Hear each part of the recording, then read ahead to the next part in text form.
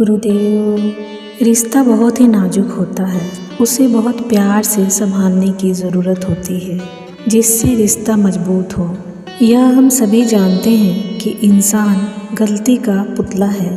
उससे कभी भी गलती हो सकती है, लेकिन हर गलती के बाद एहसास करना और इससे आवश्यक पाठ सीखना, इसके मूल कारणों की तह तक जाना व उसे दोबारा ना दोहराने का प्रयास करना, यह हर समझदार व्यक्ति का तरीका होता है व इसी आधार पर उसके व्यक्तित्व में निखार भी आता है और आपसी रिश्ते भी मजबूत होते चले जाते हैं। यदि किसी व्यक्ति से अनजाने में कोई गलती हो जाए और दूसरा उस विषय में ज़्यादा संवेदनशील हो, बात का बतंगड़ बनाने पर तुल जाए तथा आक्रोश में ऐसी बातें कह जाए कि आपके सत्य, ईमान और अस्तित्व पर ही प्रश्न चिन्ह लगने लग जाए, तो स्थिति विकट हो जाती है और थोड़ी देर के बाद आपसी रिश्तों की चूल्हे हिल जाती है। ऐसे में क्या करना चाहिए, इसकी समझ जरूरी है। स्वाभाविक रूप में ऐसा व्यवहार मिलने पर विचलित होना, तीव्र प्रतिक्रिया का उभरना और ईंट का जवाब पत्थर से देने का भाव जगाना स्वाभाविक है, लेकिन आपसी रिश्तों की नाजुकता को देखते हुए स्थिति से निपटने का यह तरीका बहुत समझदारी वाला नहीं माना जा सकता। ऐसे में सार्वभौम सूत्र होता है कि शांत रहें, सकारात्मक बने रहें, धैर्य न खोएं व घटना के मूल में निहित कारणों तक जाने की कोशिश करें व भूल से आवश्यक सबक लेकर आगे बढ़ें। साथ ही प्रतिपक्ष को उसके हाल पर छोड़ दें। उसके क्रोध, आक्रोश पर आपका क्या बस, जो आपके बस में है उसको साधे। आपके बस में आपका व्यवहार है, आपकी वाणी है, आपका आचरण है और आपके भाव विचार हैं। इन्हें यथासंभव शांत व प्रतिक्रियाहीन बनाए रखने का प्रयास करें। यह कठिन हो सकता है, लेकिन इसका अभ्यास करें। आपका संयम प्रतिपक्ष को आत्मचिंतन का अवसर देगा। उसे देर सवेर अपनी गलती का एहसास जरूर होगा, क्योंकि कोई भी व्यक्ति अपनी अंतरात्मा की आवाज़ को अधिक देर तक नज़रअंदाज नहीं कर सकता। साथ ही शांत रहने पर अपनी ओर से हुई भूल चूक का भी एहसास हो जाएगा, जिसमें आगे चलकर ऐसी विकट स्थिति का सामना करने की नौबत नहीं आएगी। यदि दूसरे के अतिवादी व्यवहार पर आप भी अतिवादी से उतर दे जाते हैं, ईंट का जवाब पत्थर से देने पर उतारू हो जाते हैं, तो समझो आज आग में घी डालने का काम कर रहे हैं।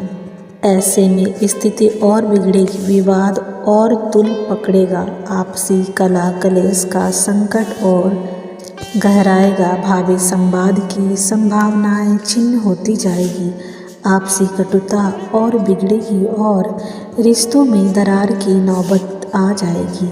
साथ ही अनावश्यक अशांति एवं तनाव का वातावरण बनेगा। यदि स्थिति और बिगड़ती गई तो आवेश आएगा और आवेश आवेग के चरम पर स्थिति किसी दुर्घटना का भी रूप ले सकती है। इसके रक्त रंजित समाचार आए दिन समाचार पत्रों में आते रहते हैं, जबकि एक पक्ष द्वारा बरती गई समझदारी एवं संयम द्वारा ऐसी स्थिति को टाला जा सकता था। यदि शांति, संतुलन एवं सौहार्द का राजमार्ग है, यही आपसी विश्वास, सद्भाव के साथ रिश्तों की मजबूती का राजपाट है, यही समस्या को अनावश्यक तूल देने के बजाय समाधान का सकारात्मक तरीका है, यही आपसी रिश्तों या परिवार में सुख शांति का आधार है। जितना हम ऐसी अग्नि परीक्षाओं से तप कर बाहर निकलेंगे, उतना ही हम आंतरिक रूप से दृढ़ होकर निकलेंगे। व्यक्तिगत अधिक सशक्त एवं चरित्र अधिक विश्वसनीय तथा प्रामाणिक होकर निकलेगा और जीवन परम लक्ष्य की ओर गतिशील होगा। भविष्य में ऐसी चूकों की मात्रा भी कम होगी और प्रतिपक्ष भी अपनी प्रतिक्रिया को संयम करना सीखना यह आपको सिखाता जाएगा।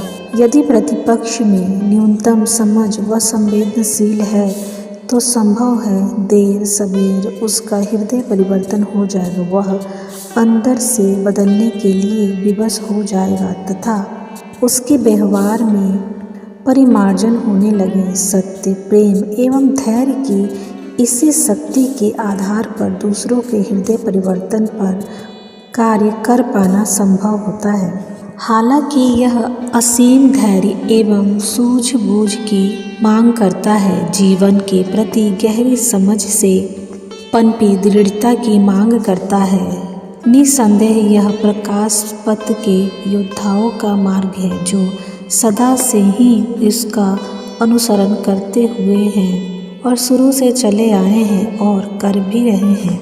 यह विनम्रता, धीरता एवं अच्छाई की अचूक शक्ति पर विश्वास का मार्ग है। कोई इसको व्यक्ति की दुर्बलता समझने की भूल कर सकता है, लेकिन वास्तविकता ऐसी है नहीं। सही माने में यह वीरता का पथ है जो अपने अबोध प्रभाव के साथ समय के साथ स्पष्ट होता जाता है, क्योंकि यह सत्य एवं धर्म का मार्ग है। इसमें व्यक्ति कभी अकेला नहीं होता। जब सत्य एवं ईमान आपके साथ होते हैं तो स्वयं ईश्वरीय विधान साथ में सक्रिय होता है। जब व्यक्ति धर्म, सत्य एवं संवेदना की राह पर अडिग होता है तो प्रतिकूलताएं अधिक देर तक नहीं टिक सकती। ऐसे में धैर्य एवं सत्य की जीत उतनी ही सुनिश्चित होती है जितनी कि घनघोर निशा के बाद सुबह की लालिमा।